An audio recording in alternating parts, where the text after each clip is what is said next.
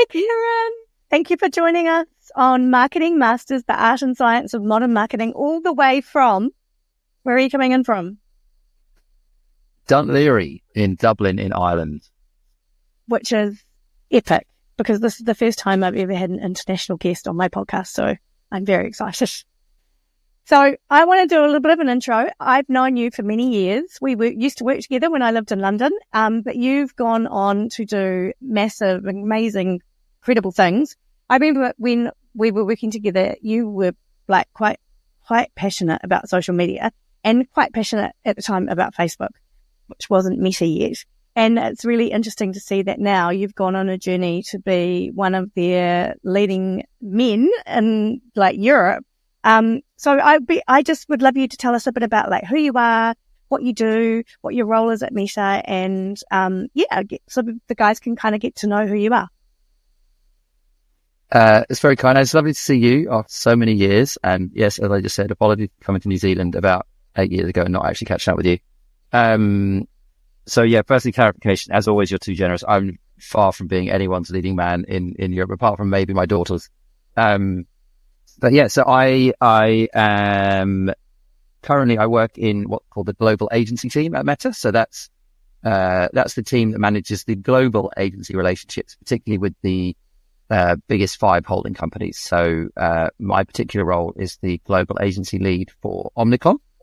So Omnicom is the second largest advertising holding company by market cap.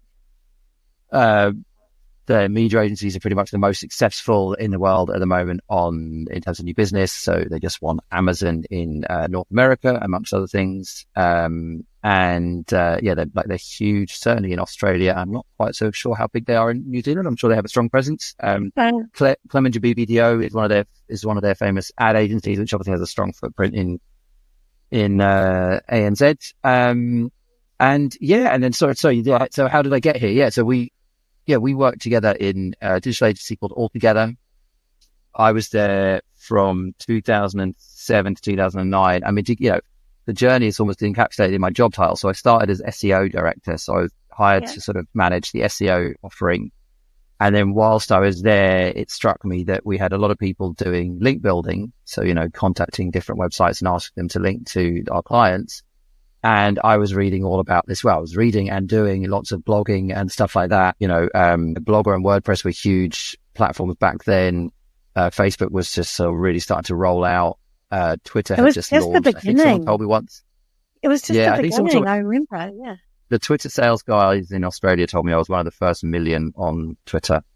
So there you go. I am no longer on that platform for various reasons. Yeah. Anyway, and so I just sort of noticed that like the people we were contacting to get links were the sort of people we might also contact to try and promote our advertisers' content. And so it kind of came to a head when we were part of a group now, the Engine Group, as it's still known, and they had an ad agency at the time called WCRS, which is specifically rebranded. And they had made this amazing safety video for Transport for London, encouraging people to look out for cyclists. And it used this existing psychological experiment of people playing basketball, and then a guy in a sort of animal suit walks through the shot. And they were planning to just put it on like local TV and cinema. And I think, to be fair, I think it was someone at WCRS who convinced them. I think it might have been a chap called Lawrence, actually. All right, Lawrence. Who convinced them, like, give us the media budget for one of the TV ads, and we'll give it to our friends over in Altogether.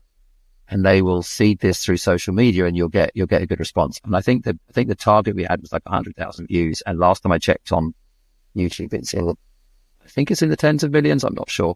Wow. So again, it might not be as much as that. More interestingly, actually, they did like an MMM study essentially, which showed that it saved lives. Like they basically showed this video saved lives. So anyway, like my part of that was like so minor, but. Yeah, that kind of got me into this social media thing looked interesting. I wonder what I should do there. And it also struck me that whenever I was in a meeting with a client, it was the media agencies that seemed to be setting the agenda. So I was like, okay, I want to work for the guys who are setting the agenda, not for the ones who are just, making the nice thing that then gets placed where the media agency decides it. Wow. So I was lucky enough to move to Mindshare did a head of social job there in London in their global team, and then for sort of personal reasons moved to Dublin. So I moved with Mindshare to Dublin, then to Sydney, did a few different gigs in Sydney, and then wanted to move back to Ireland, and was lucky to get a job at Facebook in what was then their global gaming team. So managing the relationships with the likes of PlayStation and Xbox. And then finally actually got a job, a European job, managing the relationship within Facebook. I think it's still Facebook when I got that job. Yeah. With Group M or WPP, which ironically was a job I had interviewed for in 2012, but had then been offered the job in Australia, and so I decided to pull myself out of the interview process. So that's, a very long-winded way of saying it took me 10 years to get the job at Facebook that I was meant to have. What does a typical day look like? Like, what are you doing? Are you in massive amounts of meetings, or is it kind of more hands-on? Or so I travel a fair amount. So I think this month is the only month this year where I won't have traveled.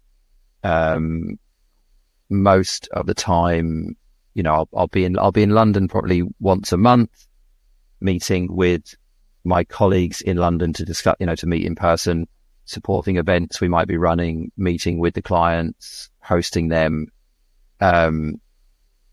Likewise, almost not quite as much, but a reasonable amount of travel to New York. So Omnicom is officially headquartered in New York, but most of the global people I interact with in London. And then the days are a mix of things. So yes, there's the sort of, there's the internal meetings that are part of everyone's lives.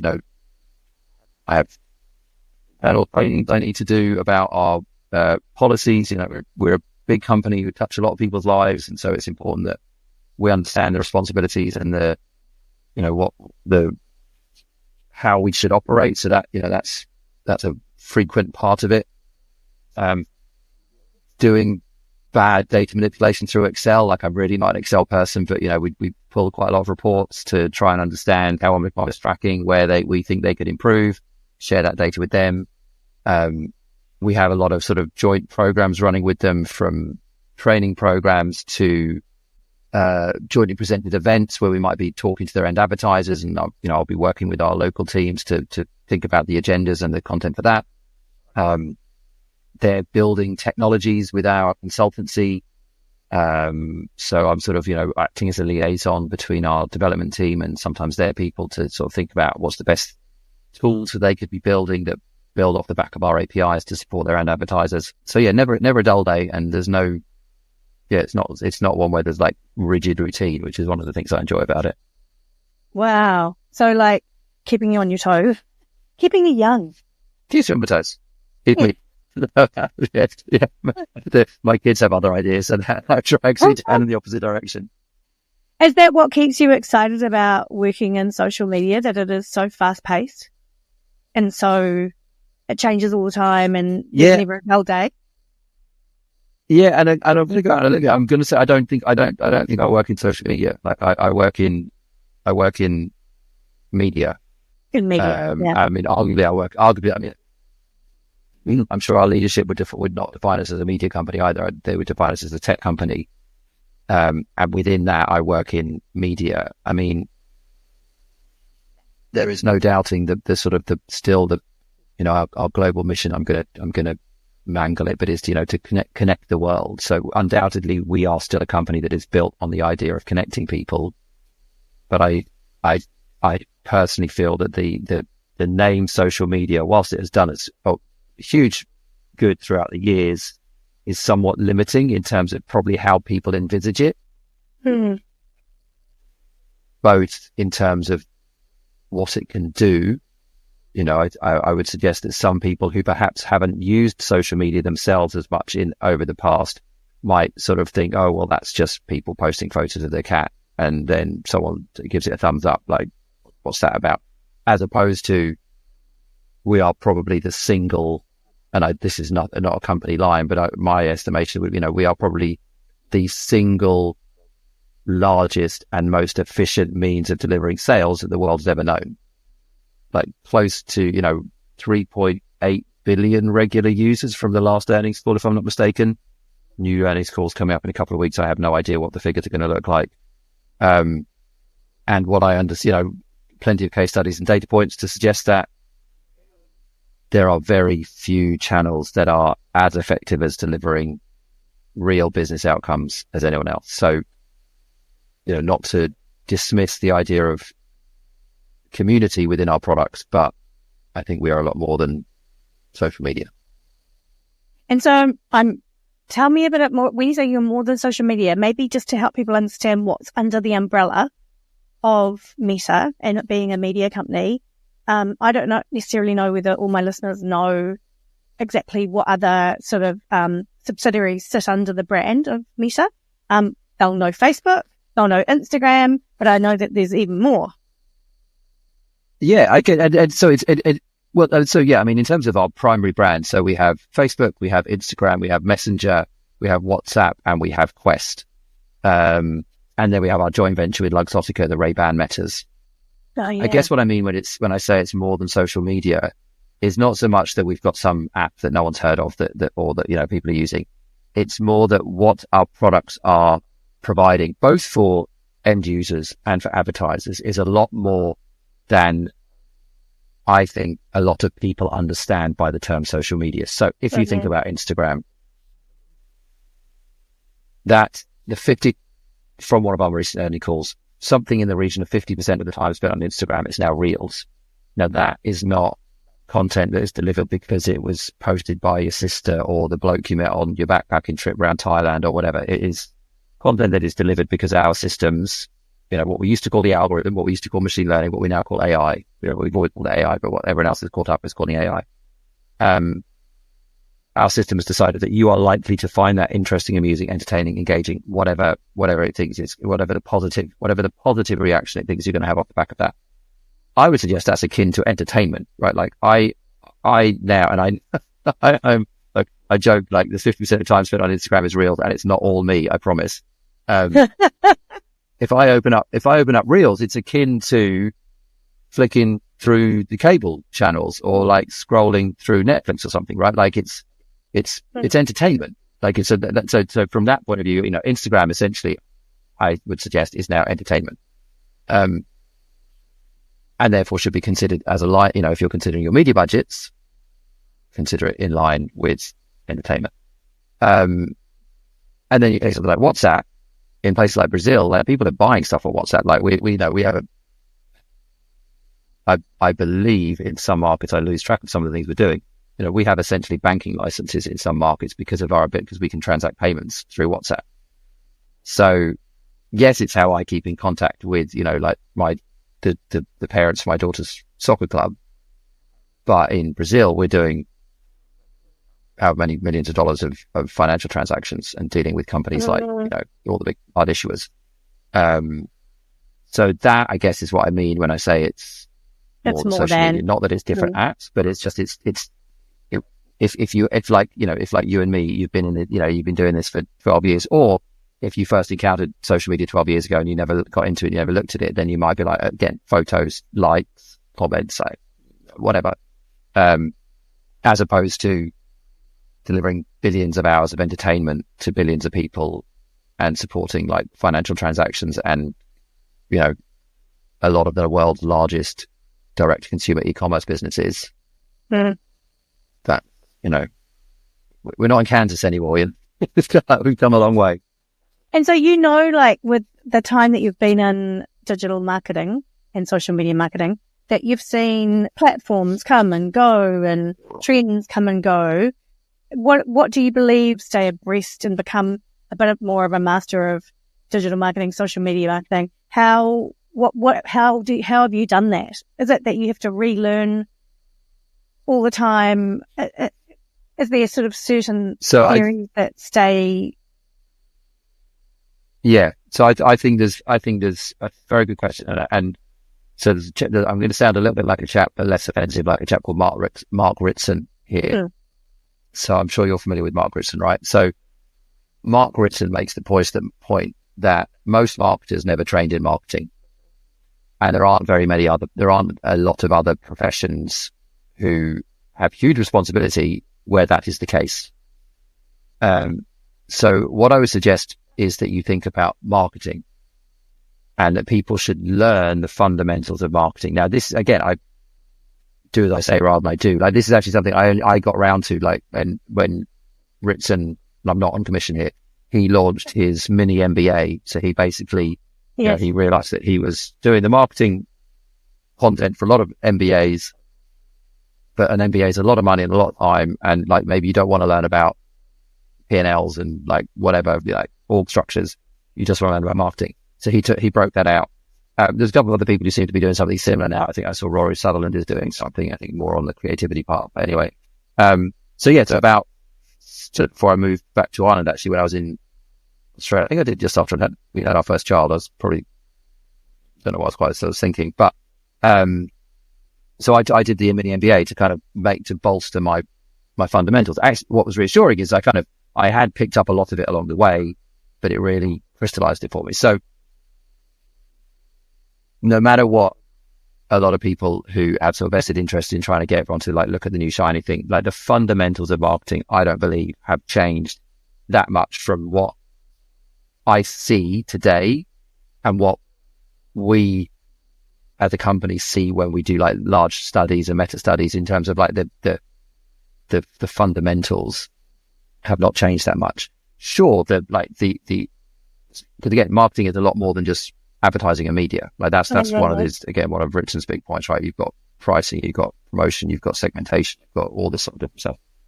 So sure, like the media channels that have opened up might be different and the tactics required to execute on those channels might have changed, but the fundamentals are the same. So that's part one, get the fundamentals straight. I think the second one is stay curious. Okay. It is particularly, I think, as one gets older and your life gets busier and all these sorts of things, it can be harder. But I try and stay up to date with sort of what's going on. Again, my interests have changed now.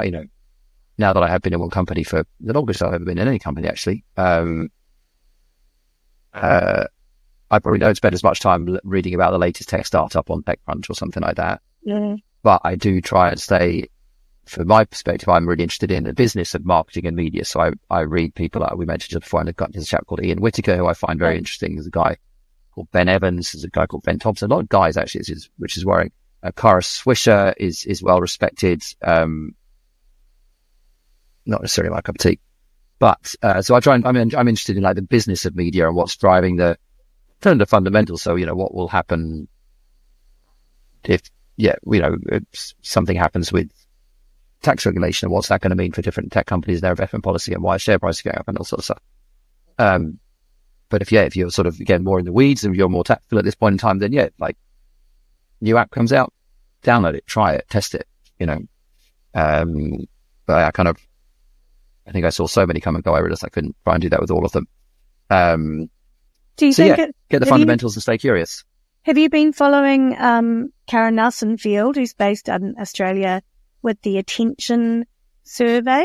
So that she did, and I think it was one of the largest panels in the world with 55,000 panelists, and they were tracking attention across different media. And so what's really interesting is that she's trying to, in a way, and forgive me, it's not verbatim and I've only read about it myself, but it's like she's trying to change the measure of success, I suppose, and the metrics that we're focused on in terms of media, and saying that actually attention is what matters most. And so when you have human attention and soul gaze, like that, the value of an impression that you buy, say, on a news site, just because you bought 1 million impressions doesn't mean you actually got 1 million eyeballs looking at your ad. And so she's done some really amazing research to kind of back all of that up and to help us understand the value of different media. And that also, what was really interesting, I believe Facebook Meta Australia did some work with her to help, because when she also looked at cinema and TV and more traditional media, she also then was invited to kind of delve into what it looked like for social media. And so that was also really interesting. And that kind of leads into that whole thing of like, can you build a brand on social media? Is it possible, or should it be that you, and I think it's different because you work mostly with enterprises, enterprise organizations, which have a lot more money at their disposal for their marketing budgets. But even if you're a medium-sized business or a small business, can those businesses thrive through social media if they can't afford to do the more larger traditional media options? Yeah. So a couple of questions in there. So have I heard of Ciarán Field? Yes. Have I read about attention? Yes. Do I think it's the most important metric? No. I think the most important metric is sales. So everything else is a proxy. Yeah. Everything else. So we're just swapping one proxy. We're swapping the new proxy for the old proxy. Why don't we try and get to the outcome? So let's think about the outcome, which generally will be sales. Now that might not be the immediate outcome, because that would only put you into driving DR, and we do not believe that you should only drive DR. We do believe that investing in brands long term. Direct response. Oh yeah. So do I think attention plays a part? Again, what I think almost doesn't matter, but when I look around at a variety of research sources, I think there's two that I would call out. There was a study done, again, predominantly with enterprise clients, by Oxford University, their business school, the Said Business School, and Kantar. So Kantar is a large market research measurement company. And they looked at like 10 years of advertising campaigns. It was like billions of dollars of media spend, tens if not hundreds of clients, tens of verticals. And they found a number of different things, but there's like 3 or 4 main things they found. So no single media should dominate. So there should be, again, this was for enterprise clients, but like no media should have more than 50% of the budget.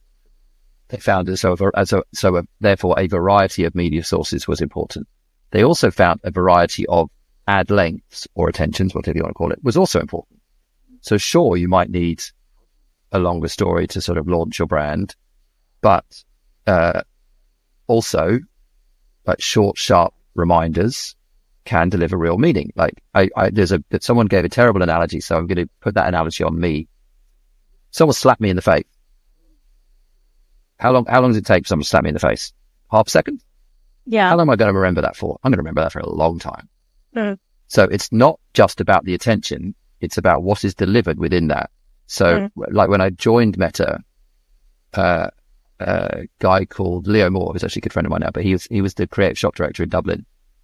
And he had this presentation. Again, I don't think he created it, but basically like flashed a picture up of a dog, and it was up for less than half a second.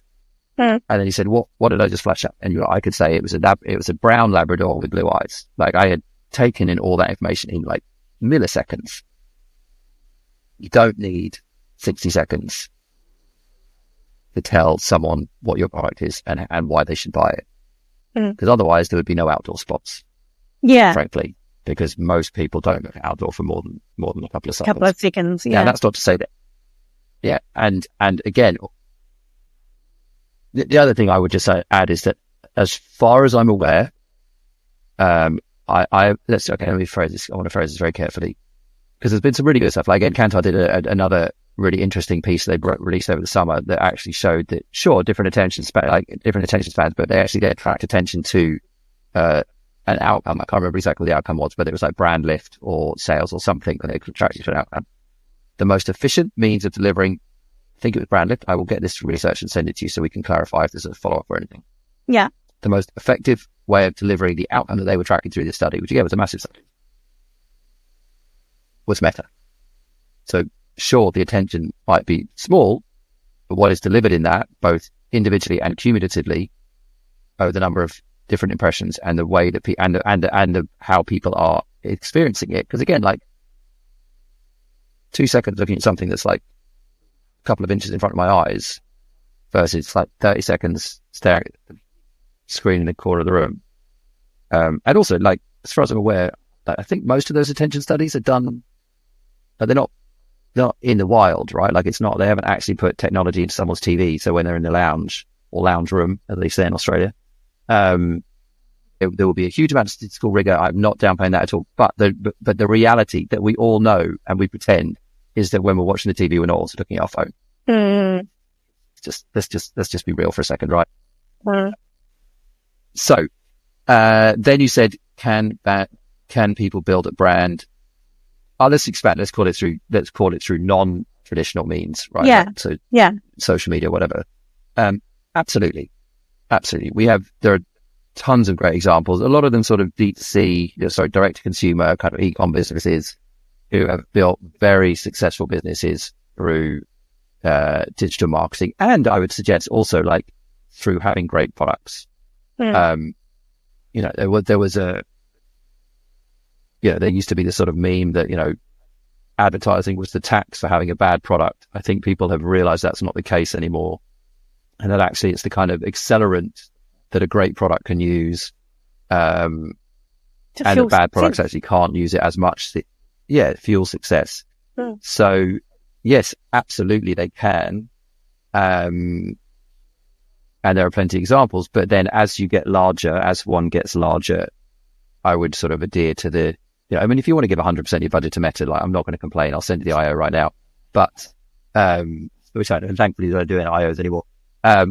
But broad at a larger level, there shouldn't be like a monopoly of investment in one particular media channel. There should be a diversity of it, but absolutely, great product, smart content, creative, and good use of the ad tools, which means as well, like don't try and outthink the AI. Like don't try and go, oh yeah, well I know that my product's going to be bought by people who like Taylor Swift and have Labradors and live in Auckland, but only go shopping on a Wednesday. So I'm only going to send them ads on a Tuesday night. It's like, no, don't do any of those things.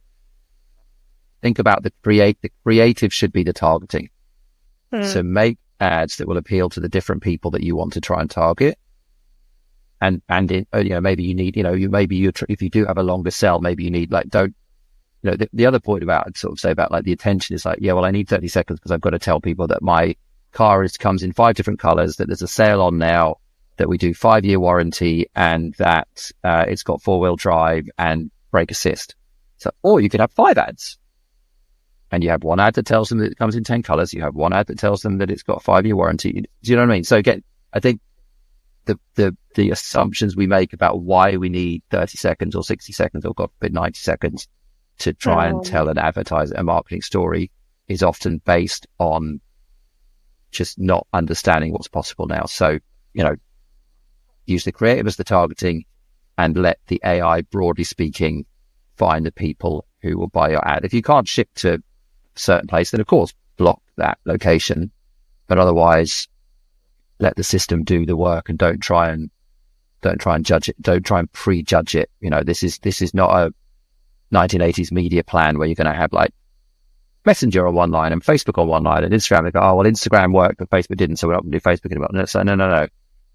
Instagram worked probably because of some of the things that happened on Facebook or impressions that were delivered in different places to different people along that journey. And if you remove one, you can't guarantee that the same thing will happen. So talk about because you're kind of getting into that nitty gritty, which I'm keen to get into, is you're saying don't do niche targeting, keep it broad, but tell the algorithm or tell the ad or the campaign setup what you want, what your objective is. If you want sales, your objective should be sales. Because I think there's a really interesting thing to talk about there about, many media plans might come back and they'll have an objective of awareness. And then there isn't necessarily a separate line for sales, like conversion, like I suppose a more precision performance target. So especially from larger media agencies. So can you give me a bit of information around like your thoughts on probably more likely medium-sized businesses and maybe, because enterprise businesses use media agencies a lot to put their plans together and they trust that they're doing the best job for them. But what I'm interested in is more for those kind of medium-sized businesses who are trying to kind of figure it out for themselves. Are you saying if you want sales, choose sales? Don't choose awareness to get sales. If you say you want website traffic, you're going to get website traffic, but it's not necessarily going to be website traffic that converts. And essentially, yeah. So I mean, so what I would caveat that, because again, there's that phrase awareness, which is kind of almost a four-letter word in some places. Like there's awareness is important. I sort of joke that people can't buy a product they don't know exists, right? So awareness is important. Now, awareness can also be delivered through a sales campaign, because people will see the ad, so they will become aware.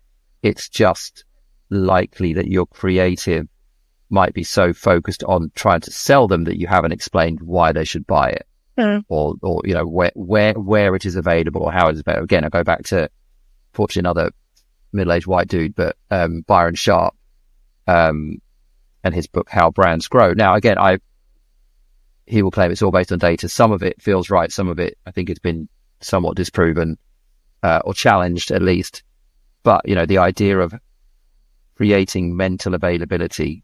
If people are at the point when they're ready to, because also the thing is, like, not everyone is ready to buy everything all the time. No. And depending on the size of your purchase and where it comes in, again, I can't remember who's the guy years ago came up with the needs pyramid or whatever it is, right? Like at the base, you've got hierarchy of needs. I need to have a roof over. Maslow. Yeah, it's like I need to have a roof. Yeah. There we go. Thank you. News was one smart person on this call. It's like, I need to have a roof over my head. I need to have food. I need to whatever, and up the top is like, I'd really like that dangly thing I just saw in an Instagram. New earrings and that. My jewelry, basically all my little bracelets. All I get is there on that Instagram now is I made the mistake of buying one bracelet because I'd seen Ryan Reynolds wearing one, and now all I get is bracelet ads and how to do ponytails in my daughter's hair. Oh my gosh. So, yes, think clearly about what is it you are trying to achieve, because again, this is not the company line, but our systems are both incredibly sophisticated and incredibly simple. Which is the polite way of putting it, right? Which is that if you say, I want to get link clicks, you will get link clicks. But if those link clicks don't lead on to anything, then you shouldn't be surprised, because you didn't ask us to get you anything other than link clicks. Like I think, the link click was created because that was the proxy. Again, it goes back to proxies, right? Link clicks was the proxy that people had for driving sales. So it's like, we want link clicks. It's like, well, no, actually what you actually want is sales. Now, sometimes people still rely on link clicks because for whatever reason, they can't have the tracking which enables us to know whether a sale was made and therefore convert to that objective. But if you can have the tracking, then don't put link clicks, put sales. If you want to drive awareness, then absolutely do that. But be aware that unless your creative is made in such a way that it is also landing an immediate sales message, that might not happen. So I guess the other thing that the Kantar research with the Oxford University came out with is, like, particularly this was for like upper to mid funnel. So sort of down to, say, consideration, one step above conversion, is I don't try and do everything at once, because again, having worked in the media agency, the other thing that clients sometimes can say is like, yeah, so we want you to drive awareness. Okay, great, awareness. And consideration. Oh, okay. And we need sales. And we want comments, and we want this to be the most popular Instagram post, and we want it to go viral. Like 10 grand or whatever. I want to go viral, and you've got 10 grand. Can you have that by tomorrow? So be clear about what you're trying to achieve. And again, as I said, like, you could have an awareness driving message and have a sales driving message. And then actually these days we have this thing, I think we call it Story Builder, which basically allows you to sequence your ads. So it's a mixture of like audience targeting and frequency, so that if you need to, like, hey, we've opened a new store in Kerry, not my local knowledge there. We've opened a store in Kerry. That's the awareness. Yeah. Okay. Store in Kerry. Oh, we've got a sale on at the moment. Come in and buy some really great donuts. And it's like, so you could deliver the first one, and then they wouldn't see the second one until they'd seen the first one. Yeah. And if they don't know the stores in Kerry, telling them you've got a sale on isn't necessarily going to be useful. If, as it's, again, just being realistic, most people's the amount of time they spend with it, they might not necessarily take in the fact that there is a store in Kerry and there's a sale on and you're selling donuts.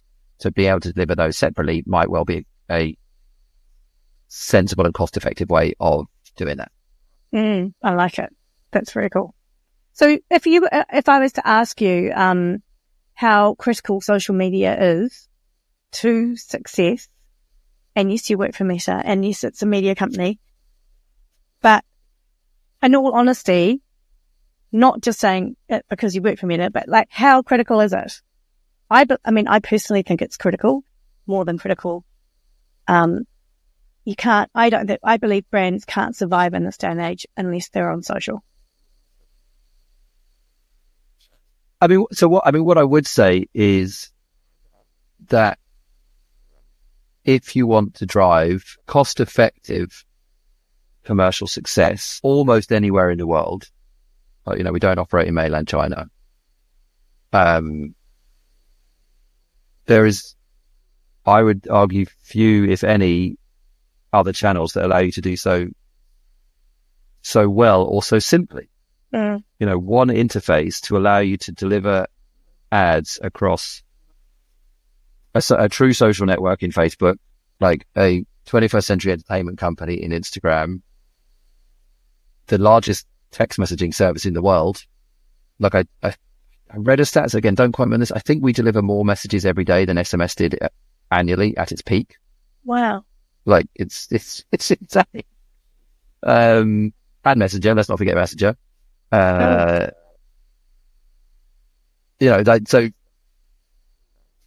Those things combined through a single interface for a business of any size, I would suggest is hard to compete with. So, and it's whether the it's time critical spent, or not, isn't it?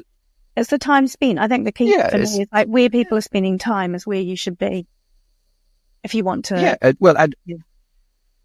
So long as where those people are spending time is something that can be converted effectively. Like, people spend a lot of time in the bathroom. I'm not putting ads on toilet paper. Was it you talking about the urinals the other day on LinkedIn? I can't remember where I was. I was in a pub. I was in a pub bathroom. I was going out for dinner with my wife, and I went to get a pint beforehand. And there was these, for your female listeners, they may not know this, but in men's urinals, they have these little mats to like stop you making a mess and to make it smell nicer. And these ones, it was a great message. It was basically, they had been made in collaboration with the NHS, which is the health service in the UK. And they're encouraging people to go to the doctor if they saw any blood in their urine. My challenge with them was, or my concern with them was that these were placed in a toilet in Dublin, which hasn't been part of the United Kingdom since 1921. And so I wasn't sure how cost effective the NHS's investment in these were. But as someone who is both a British and an Irish citizen, I'm very glad to see that someone in the UK is still thinking about the health of their cousins across the water. But yeah, so it's, time spent at scale in a mindset or a position where they're willing to think about your message, I think is important. Because time. Again, I've used the argument of time spent, I'm sure, but it's not, again, like attention, not all time spent is equal when it comes to commercial outcomes. And it's about how you can show up, and that how critical the creative really is. You can have incredibly powerful creative that is 6 seconds, that's 15 seconds, that can do what I've found in my experience, that can sometimes do more than longer form creative. But I utterly think there's a place for all of it. There's a place for long form, short form, and that's a really interesting thing. Like, do you think that video has taken over the world? Do you think that to succeed in social media, in the meta platforms, video is king, and you don't really need to bother with static images? Or is there a place? Because I hear quite a lot of case studies at the moment on from other creators that are saying that they find, from a conversion point of view, that static works really well, especially if you're doing like side-by-side comparisons or a testimonial, or like there's definitely a place. So it's not that you need to do everything in video, especially if it's paid ads. Like, no, absolutely. Yeah. Again, it's. I don't think this was necessarily part of the Kantar research, but it's like, like variety is almost never a bad thing. So yes, there is absolutely a place for static. catalog ads are a perfect example of that. I think you can now have videos in catalog. We don't have to. Mm. And again, sort of a great print ad, like, you look at, a beautiful luxury ad on the back of Vogue or something like that, still really like makes an impact. Or, that amazing outdoor, like I do find myself if I'm in London on the tube and like I'll be struck by like, an amazing poster. It's the same with us. So video is very powerful. As humans, we are more drawn to movement than we are to the absence of movement. The technology means it's never been easier to make a video. So, you don't need a camera crew and, to send some ad agency to Brazil to film something anymore. I'm sure much agencies discussed. Mm. But that doesn't mean it has to be. Doesn't mean it all has to be. No, I think, again, the one thing I would say from all of this is that the other thing that we and others like us have made easier than ever is to test things. Yeah. And I think that is if you want to take my word of like go broad and, that's great. But if you aren't sure, then test it, then test it. There's lots of different ways to test. You could do A/B tests. It's not as statistically sort of valid necessarily, as one of our sort of brand lift, or ideally like a conversion lift, where, we believe that we can measure the incrementality of what one thing did over the other. So what happened that wouldn't happen if you hadn't done that thing? And when you are testing again, and this can get harder because it impacts the number of impressions you need and all that sort of stuff. But, often with the larger advertisers historically, I would have seen, we're going to test this ad and we're going to versus this one. And there's one thing that's different. There's only one thing. So all you're really doing there is you're seeing what you're measuring which one worked better, but you don't know why. As soon as you start to test two variables, you can actually start to understand the why. So what we would describe as multi-cell testing. And I'm sure many others I'm sure we, don't for a second believe we invented that phrase, but you'll hear people at Meta talk about multi-cell testing. So, it's like test more and test better.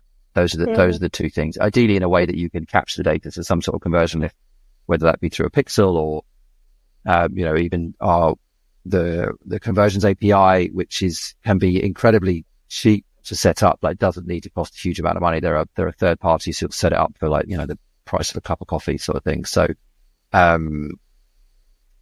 there are ways of testing and really measuring what the incremental output was of doing this thing versus that thing.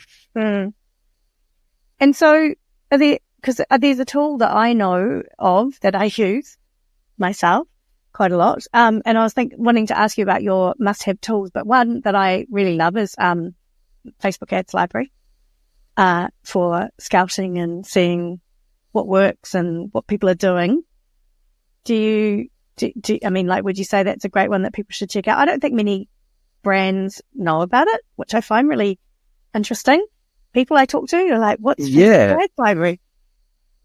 Yeah. Again, I've kind of lost track. I've actually lost track myself with the exact, because in some markets it was only political ads, and in some markets it wasn't, and so I've kind of lost track of exactly what's in it where. But yes, it is a fascinating resource for people to go through and look at it. I don't have a tool as such, I guess, these days. What I would say is, the greatest tool is Ads Manager, right? Like, it's equally, I can appreciate it's in many ways infuriating because it is, it can be sometimes, like anything, it's designed to do a lot of things and therefore, maybe it doesn't do everything as well as it should. But, compared to anything else that's probably ever existed in history, a single piece of software that pretty much anyone can set up if they've got a credit card, that allows you to deliver ads to billions of people is kind of mind blowing. So that's the main one. And what I would add to that is, so therefore don't necessarily try to outthink Ads Manager. Like I said, so don't necessarily think that you have to do everything. Like, allow it to take up some of the heavy lifting. You don't have to allow it to do everything. If you're in e-com, you can use Advantage Shopping ASC, I forget the full name. I just call it ASC. Yeah, love the shopping campaigns. Yeah, catalog. Campaigns, catalog, exactly. Yeah. And that will essentially do, that basically you just put in the creative and it will do the rest of it. But again, if you want to exclude certain things or you want to change certain things to locations, probably you can. We have what we call the Advantage Plus suite of tools, and that allows you to automate some or none of the various different elements. So, do things like, I remember there's one called campaign budget optimization, which caused intense challenges for a lot of the media agencies when it launched, which is the idea being that you will set your budget at the campaign level, and then the system will decide which ad set is performing most effectively and deliver the budgets accordingly. So it starts, you're starting to look at effectiveness at a more holistic level. Like that, to me now, the fact that the idea that you wouldn't use that would be crazy. I'm sure there are reasons. I'm sure there are reasons. I can't think of any off the top of my head. So I think, you make use of the systems that exist within Ads Manager to enable you to spend your time doing, there are things that the software can do better than a human. There are things that a human can do better than the software. You spend your time on the things you can do better than the software. Don't try and outthink the software all the time. That would be my advice. Yeah. Until we can get AI chips installed in our brains, then maybe they could have a go. Oh, you haven't got them in New Zealand yet? No. Would you do that if you could get one put in? No. I mean, I don't tell anyone, but I haven't even got the smart glasses. Partly because my prescription means that the cost, because I have a very, you're blind, aren't you? Yeah. I'm actually not too bad at all. It's just that I do need varifocal prescription. And so, yeah, unfortunately, the Ray-Ban Metas with varifocals suddenly become quite expensive, and we get some discount, but not enough for me to bought them to justify. Maybe it'll be a. I still buy records and books, for God's sake. Like, I'm an analog man who somehow found himself in a digital world.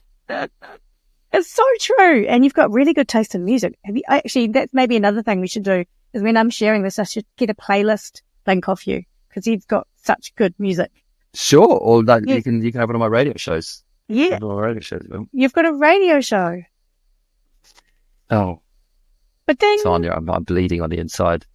Sorry, I don't know what that was. I do a fortnightly internet radio. This is again the wonders of the internet. I do a fortnightly internet radio show, available on 3 different random internet radio stations. Oh, wow. It's called Mixed Life Crisis. Mixed Life Crisis. I'm happy with it. I'm happy with the name, if nothing else. I love it. So I do a different theme or genre every show. So are there playlists up on Spotify? Yeah, just did one. No, they're shows up on Mixcloud. Oh, okay. I started doing playlists of the shows, but I was like, I don't have time. So I've done the show. I'll just put the show up on Mixcloud. So yeah, so I can send you one of my most recent shows if people want to. Oh yeah, please. That'd be with wicked. My bad mixing. On deck. Yeah. I've got my decks. This is my decks just here. Just you can't see them. And then all my records are out around. You're so cool. Yeah. Love it. Yeah, and then sort of scattered all around me, like all over the floor and stuff. But it looks so clean and cool. You would never know. I know. It's like the swan on the surface of the lake. Do you have any amazing sort of insights or kind of recommendations around how businesses should look to approach their social media strategies? Things that they should think about or consider, or like maybe even structure. Like, do you have any? Yeah, I mean, I'm nothing if not a stuck record. I would go back to what I was saying earlier. So, it's what is your marketing strategy? So, what are you trying to sell? To whom? Why would they buy whatever it is you're selling? And how can you convince them that is something they should buy? So,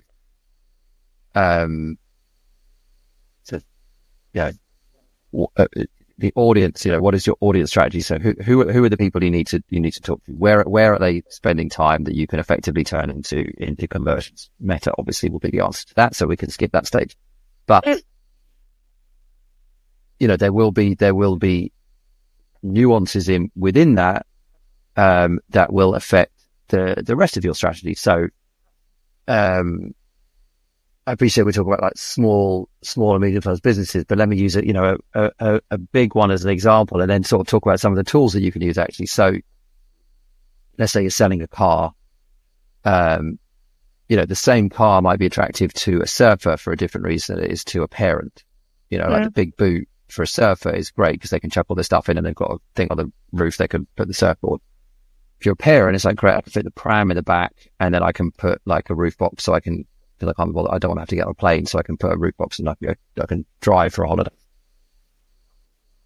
Same product, different people, different strategy, or different parts of your strategy, probably different creative. Some of the Gen AI creative tools that are being developed now would easily enable you to essentially replace, the background of like an urban environment. Well, there's certainly the urban, like one of them might have this beach in the background. One of them's got like a suburban street. So that sort of segmentation and then, and who your competitors are, all of this stuff, all of this sort of like classic 3 Ps or 4 Ps, whichever it is these days. Sometimes it's 5 Ps. All of that stuff is important. So like, honestly, like it's that then the sort of the social media strategy is essentially a form of tactics, really. It's like, what are the tactics you're going to use to execute on your marketing strategy? And within that, it's like, so what is the objective of the ad campaign? Is it to, I remember, is it to drive someone to get them to sign up for an email? Which can be totally valid, right? That can be that if you that. Like I remember working with a video game company, and their metric was website visitors, and I was like, why is it website visitors? Why isn't it sales? I don't understand. And they're like, because if we get someone to the website and they sign up for an email, that means we've then got our CRM database and we can market to them for free. It's like, oh no, right? And they're like, so basically they were trying to reduce the cost of media. It's like, okay, so that will help reduce your investment. That's okay, never mind. But so that was totally valid, but they knew what they were doing and why they were doing it. It wasn't sort of because someone had decided that they didn't have a better way of measuring success than site visits. It's because there was a strategic output off the back of it. Yeah. So yeah, again, I appreciate that may not be the most helpful. It's like, it's not like, oh yeah, go and do this particular thing, but have a clear marketing strategy, which doesn't have to take tens of thousands of dollars in an agency to put together. Like you can, honestly, like invest a grand and a bit of time in doing the Ritson MBA, but you have to, at the end of it, you have to do this sort of like coursework. Are you sure you're not on commission? You do it all through desk. I'm not. But honestly, I thought it was brilliant. I thought it was amazing. Yeah. I thought it was so good. Yeah. No, he's very smart. He's amazing. Yeah, so that that like I said, that enabled you to understand segmentation, which is something you could pay a market research company to do it, but you could also do it with trawling through some investor reports and some Google is your friend in that respect, or probably like Meta AI or ChatGPT or Gemini, whichever is your AI tool of choice, depending on where you live. Yeah, so that's what I'd say. Your social media strategy should be probably a tactful extension of your marketing strategy. Yeah. No, totally agree. And so, question that I know many people have is organic versus paid, especially businesses, because it's medium-sized, but even large businesses here in New Zealand, and I'm sure in other places, kind of think, oh, social media, do we have to do it? It's such a pain in the ass. Trying to think of all the content. Do we have to post every day? Do we need to, yes, paid ads are great and they do an amazing job, but I don't think you can just do paid ads. I do. You do. Do you think you don't need to do organic and paid? But depends. To what end? To what end? So again, as with the other, everything is. So there's a great line. I wish I could remember who said it or who originally came up with it. It says strategy is the art of deciding what not to do. Yeah. Right. And in a world where everything is finite, time, money, human resource, money, you can't do everything. So I'm not saying don't invest time, energy, and money in, social media activity without a paid media budget behind it, but just be clear why you're doing it and what the outcome is. Excuse me. And if you can say relatively categorically that doing so drives a positive business result, then of course you should do it. But if you're not sure about that, then, then just be clear why you're doing it. There's a book I can send you the name. There's a novel written by Douglas Copeland, the guy who wrote Generation X, all about this group of 20-somethings designing a website for like a cookie company or something back in the sort of 90s or noughties. And there's this quote that I used to put on a website. It was like, why on earth do people think that someone's going to want to go and spend a lot of time understanding how I made a cookie? And actually cookies are probably more interesting than most things that people are trying to sell. If it's doing an important customer service job for you, absolutely. If it is creating real relevance and resonance with an audience and therefore making them more susceptible is a terrible word, but making them more likely to then make an end purchase, of course do it.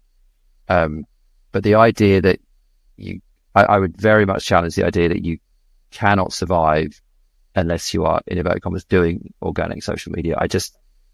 Because by doing so, you are making a choice about how you spend your time, energy, and money. And I would suggest that particularly for the smallest businesses and even for some of the largest, I'm not 100% clear what the is. And that's maybe because I haven't got the data, but I think I think as with anything, test it. If it proves a positive result, then crack on. If it doesn't, I personally wouldn't worry about it. Particularly because these days you are up against these professional creators who are doing all this mad stuff for real and for, our competitors. And it's really amusing and really entertaining. And I can watch videos of people show me how to put ponytails in my daughter's hair for hours on end. Do I need to see an organic post from a DIY company? I don't know. Again, DIY, maybe, they can do some interesting things. I think the organic stuff needs to be more. It's got to be done in a way that it's entertaining and it helps build the brand. So it can't just be the stuff that you would probably more likely do as the paid ads. It's for stuff as where you build the community, build the banter, build the kind of engagement. And if you have really successful organic, because a lot of businesses start out that they can't do paid ads. And so they'll try and build their social communities organically. And then once they get to a certain level, they might start doing paid ads or boosting posts, and then they'll eventually get hopefully more successful. And then they get to a point where they've got their email newsletter and they've got their social running. But a lot of businesses in New Zealand started just with their organic social, and that was one of their key platforms. And one of the businesses I work with didn't do paid ads for a long time, and it was have a massive Instagram following. Imagine how successful they'd have been if they'd done ads from the start. Cut through 6 months of work and energy. The other thing I would say, and again, this is more of a sweeping statement. So Ritson jokes that he was talking to a CFO of some large company years ago, and he said to him, "Oh, what do you think about the marketing department?" He was like, "Oh, what you mean the ones with the felt tip pens, the colouring in department?" Yeah. All I would say is that if you were to go in to the CFO, again, I appreciate talking about small and medium brands, but also, most small and medium brands probably aspire to be larger. to the point where maybe they would need a CFO or someone who's in charge of the money. If you went into the CFO and said, yeah, well, we need to build the banter, we need to build the community, they're going to be like, what? Sorry, how does that stop the guy who we've got a massive loan? So I fear that if you use the language of organic and haven't done the diligence to show that it can prove, because again, I'm not saying it doesn't, I'm not saying it can't. I just think it needs to be clear, it needs to be a data-driven decision that this is a better way of investing our time and money than this. And so that is one of the reasons I would actually say, well, start advertising from the start, because you can do it with $1. Like you can literally, again, depending on the CPMs in your market, right? But like you could put a couple of quid in, and if you've done an organic post, again, the thing I used to say back in the agency days is like, people say, oh yeah, we didn't invest any money. I'm like, oh, can you imagine how successful it would have been if you had done? Like you don't put an outdoor poster in the middle of a forest. You put it where people can see it. And so, yes, people can see it when it's organic, but your competition for attention is huge. So why not give it a little help? Give it a little head start. Doesn't have to be a $1 million budget. I think it's also interesting though, if you don't boost the post, though. Put it through Ads Manager. It's much better. The targeting and everything, the reporting is much better. I think it's a really great space to learn what creative resonates if you do organic. 100%. That's an entirely valid reason to do it. Because you can really start to see, and then you can put the stuff that works into your paid campaigns, and then they go off even more. So, although, of course, again, so just to say, of course, right? Like, yeah, there's a sort of self-perpetuating circle of potentially incomplete evidence there, which is, so again, like imagine you're the cake shop, and you think you know who your target audience is, and so you make stuff that appeals to them, and they're the people in your community, and so it becomes like an echo chamber, right? But actually, there might be people who would love your cakes, but they don't spend all their time thinking about cakes, and they just want something to have as a treat for their kids, but they're busy parents. Excuse me. And so they won't resonate with the stuff that resonates with your hardcore. So there's also a danger of appealing to the fanboy and not thinking about what appeals to the broader audience. So again, I go back to like the conversations I used to have with video game companies, and they're like, yeah, we've made this ad and it's like 3 minutes long and it goes deep into it. And I'm like, great. I buy 2 games a year, and I'm probably based on frankly, in like an outdoor ad I see, or if I'm walking past the shop. I'm not going to watch your 3-minute ad. So you're never going to sell to me. So sure, you're going to sell to the people. Like it was almost like for those people that actually don't invest in advertising, they're going to buy your product. They're just going to buy your product. It's the people who wouldn't buy your product otherwise. That incrementality is the people who see your organic, people who see your organic posts may not need advertising to convince them to buy your product. The people who don't see your organic post will, and it's an untapped audience in this incrementality. That's why I think you've got to do both. I'm not saying one or the other. Yeah, and balance. 100%. Then I'm not saying don't. I'm just saying I don't think you have to. I think you could. I think you could survive better just doing advertising than you can survive just doing organic. Personally, just literally based on the competition for attention in the modern world. It's just you've probably got to work so hard versus just giving yourself a bit of a boost, but not boosting. Not boosting. No boosting, people. Use Ads Manager. No boosting. That's it. Use the tech. And then one other thing I wanted to ask was, and with the key, we're saying creative is the key. Are there any cool places that people don't? Because I think, like you say, AI is kind of making creativity easier. And when I find when people hear the word AI, they're just like, what? Their eyes glaze over and they're like, it's too confusing or too hard. And so what I've been trying to do, and I need to kind of share the knowledge with more people, is I've been building a bit of a database of like Like if you want to create cool videos, use these tools. If you want to do copywriting, use these tools. If you want to do PowerPoint or with AI in seconds, use these tools. If you want to get videos edited into small clips for social media, use these tools, which help them to context. Do you find that it's exciting that people just don't really understand what's available out there and what's possible? And if they did, creative might be that much better? Or like, do you feel like there's this kind of this thing brewing? SEO is going to launch soon.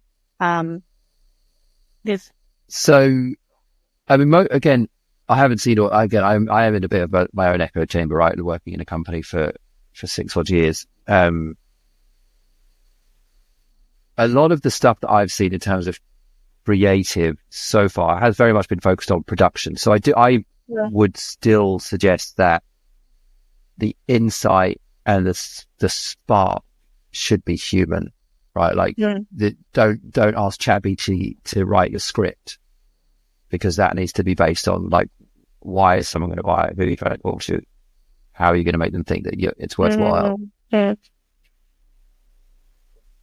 The creative inspiration is still very much human. In terms of like the things people sometimes don't do, it like aren't, sometimes people aren't even using the tools they have. So the basics, we're still to talk about this, but like, don't film in widescreen, or if you do, set up your shot so that if it's viewed in portrait, it looks good. The important stuff is in the middle. Right? Like, don't, I kind of compare it to, don't make it the Venus de Milo where it's this beautiful statue and you just chopped up the arms because you had to crop it. Like, make sure that it's, allow the Venus de Milo to be the Venus de Milo. So there's that sort of basic stuff. And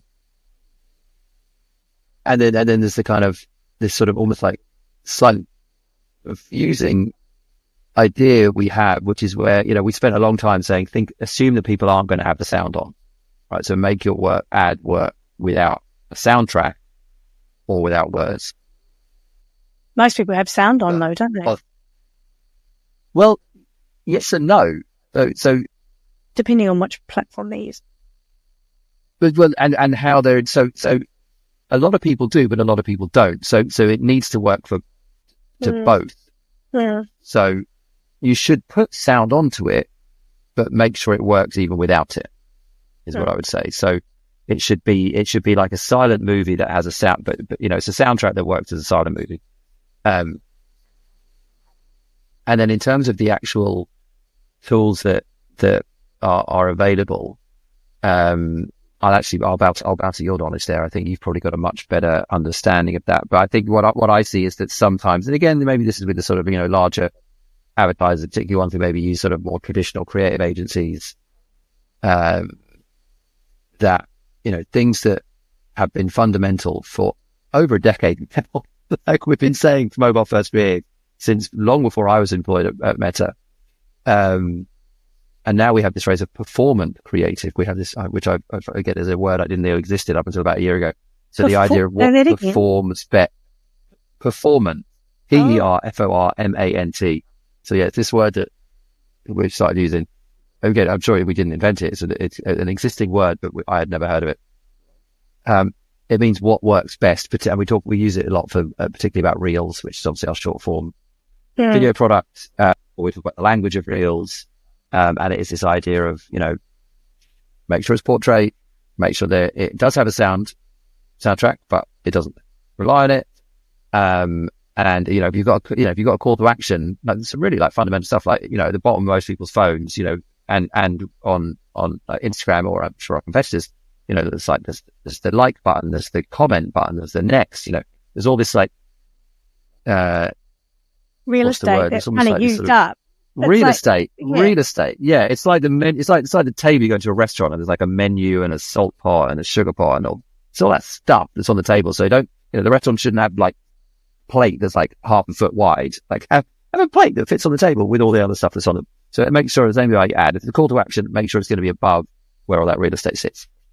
And then in terms of the tools you can use, I mean, they are varied and wonderful. So I would, you can undoubtedly give a better answer to that. But again, make sure those tools are built off of a great, probably human insight.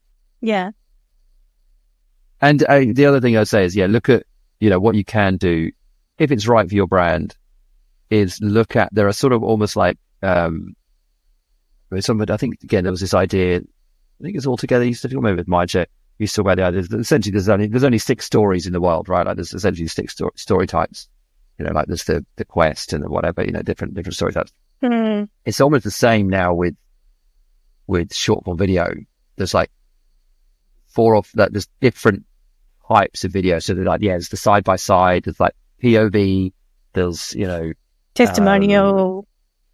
There's these different sort of like styles of short form video. And look at what's coming up on your reels. Mm. But the thing I would say as well, again, this is a human insight, is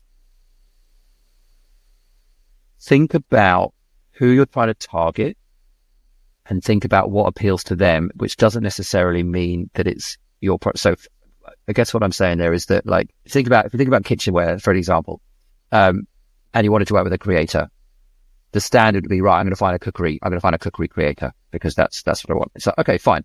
If who you're trying to target is people who are so into cookery that they want cookery creators, but they might not be. They might actually just be busy mum. Something met. Yeah. Why mums? Busy 40-something man who has kids, likes to cook, but doesn't really understand it, would like a piece of technology that will help him do that. Mm. All right. Okay. Well, what else is he into? Okay. Well, that type of person tends to be into movies, and they tend to be into music, and they tend to be into that. Okay, great. Well, maybe we'll get a music creator to promote the Thermomix, which again, not commissioned, but it's amazing piece of kitchen kit. I think that's why it's first discovered in Australia. Anyway. So don't assume that because you're promoting kitchenware that you have to use a kitchen creator. Yeah. Use the human insight of, could we get a different type of person to do that? I see that now. It's like there's an English woman who does a thing called Chicken Chop Date. She's amazing. Where she sort of date. Yes. She's amazing, right? But she now covers the Oscars. She covers the Oscars. Amelia, she covers the Oscars, which I love. So like that's, it's not like, oh, we're only going to send to people who are interested in fried chicken. It's almost the opposite, right? So that's, I can't say her last name. The best example in the world. It's like a Demilson. Chicken Chop Date. Yeah, such a good show. Pretty good effort. So that's what I'm saying. So like, yes, that's all they say. There you go. No, that's fine. I was going to say, you're busy and you need to go. So would you like to give a little, one thing to leave us with that you think is really critical for people to think about, like this one nugget of insight? I'm repetition, right? Don't forget the fundamentals. Don't forget the fundamentals. Marketing is more than media and advertising, although, that's where we make our money, but marketing is more than media and advertising. And you don't necessarily have to spend a ton of money on agencies to do good marketing strategy. And from good marketing strategy should come great business outcomes, particularly if you make full use of all the tools available from Meta's suite. Yes. Awesome. Thank you so much, Ciarán. It's so good to see you. Thank you very much for having me.